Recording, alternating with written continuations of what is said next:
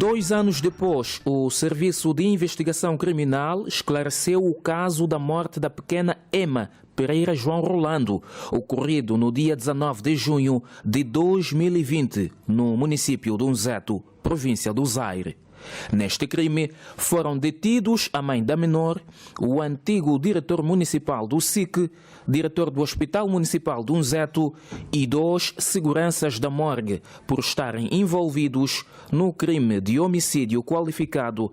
subtração e desvio dos documentos probatórios e obstrução à justiça. Esta cidadã, aflita depois do sucedido, articulou numa ação concertada com seu namorado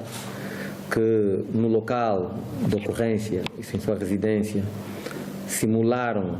ou seja, arquitetaram a simulação de um suicídio por enforcamento, ocultando provas possíveis e obstruindo a instrução dos autos que ele mesmo, no caso do namorado, havia se arrogado pessoalmente fazer,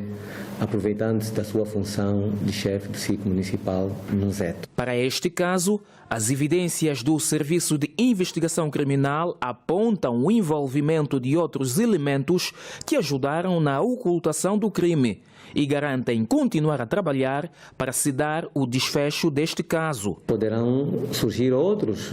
no decurso da investigação, há outras suspeitas ainda que se levantam, que só o processo em si nos vai trazer à luz outros envolvidos e também serão igualmente responsabilizados pelo seu grau de participação nesta ação. Quanto ao caso da morte do pai, o SIC disse que é prematuro avançar os detalhes deste caso enquanto as investigações continuam. O SIC nesse momento também está empenhado para determinar a autoria